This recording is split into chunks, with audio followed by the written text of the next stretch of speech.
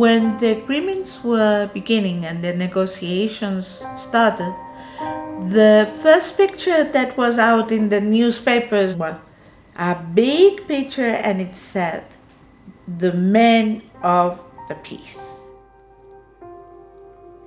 We were so furious.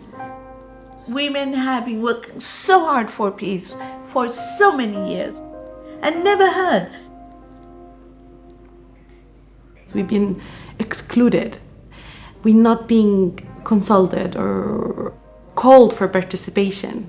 And then I was thinking, I don't think this peace process or this reconciliation will work because it lacks gender perspective. This international community completely understanding how you deal with war through dealing with men with arms. Completely not thinking of experiences on the ground, of experiences of women peacebuilders. Pour moi, la paix, c'est pas seulement qu'il n'y a pas de balles qui crépitent. La paix, pour moi, c'est me sentir bien. Je peux quitter ma maison à n'importe quelle heure sans craindre que je vais être violée sur la route, sans craindre que je vais être attaquée par un groupe armé. Les femmes ont raison de travailler sur la paix. Et c'est tout le monde qui doit venir avec les femmes pour travailler pour la paix.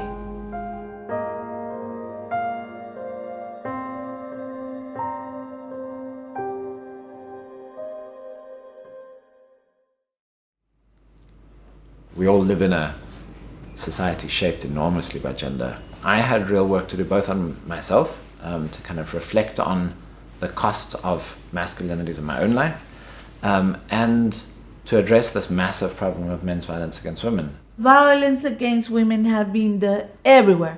So that's why women talk about peace in another way.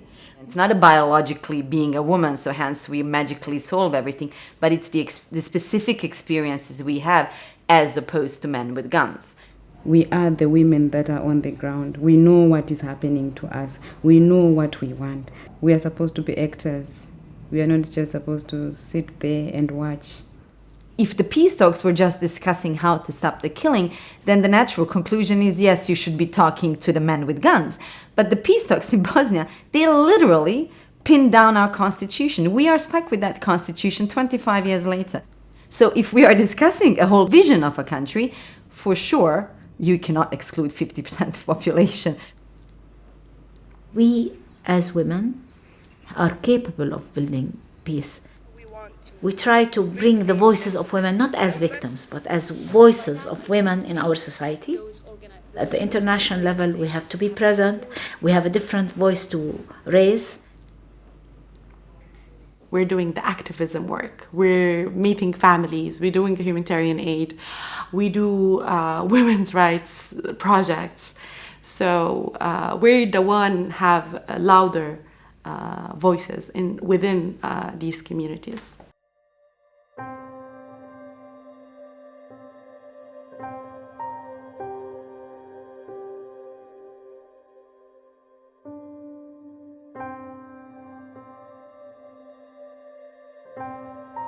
And I think we within WILPF's initiative in Bosnia have extensively explored the consequences on the lives of women, but also on the society. When women are included, it's basically on a very kind of nominal level. We count the number of women that are representative in politics, but we don't really address the patriarchal structures. So, okay, you can provide support to victims of sexual violence, to civilian victims of war, but if we discuss constitutional changes and you want your piece of the cake, then that's really outside of your domain.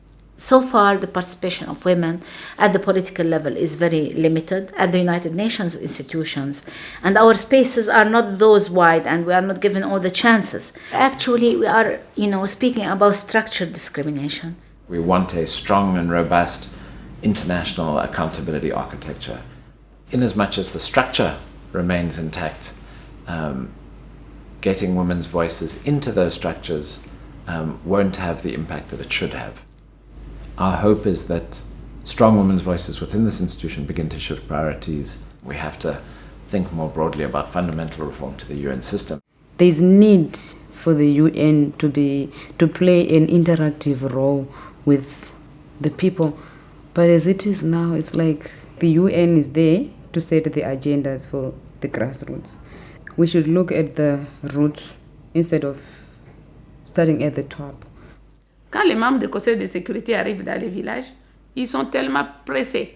Ils n'ont même pas le temps de parler aux gens. Ils ne mettent pas dans leur agenda la rencontre avec les femmes. Non, ils rencontrent les autorités. Les Nations Unies doivent changer sa façon de communiquer avec nous.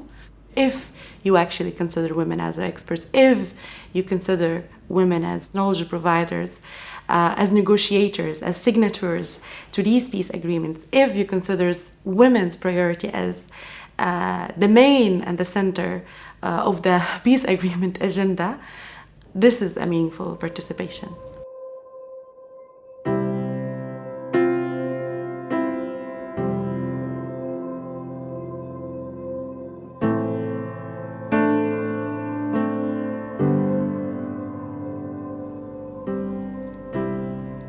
En vivant dans un pays en guerre pendant 20 ans, je sais ce que c'est.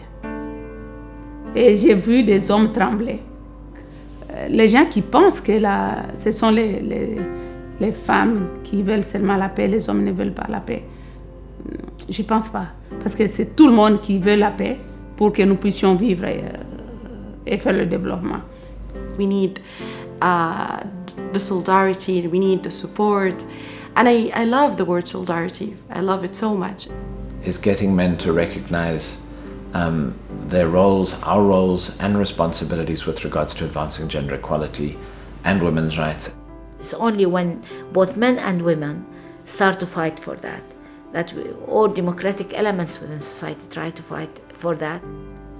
We have a lot of experiences where we failed because we were alone. I don't have one dream that is just specific for me, but there are people dreaming the same or similar dreams. Quand il y a la paix, c'est tout le monde qui gagne. Mais quand il y a la guerre, c'est tout le monde qui perd. We want to be involved in peace negotiations. We want to be involved in conflict resolution. To take the lead and contribute to the aspired change for a better world, a changing world where we see equality between gender equality between men and women, where women can enjoy their rights. If we want to be in politics, we want to make politics. We want to make change, different rules of the game.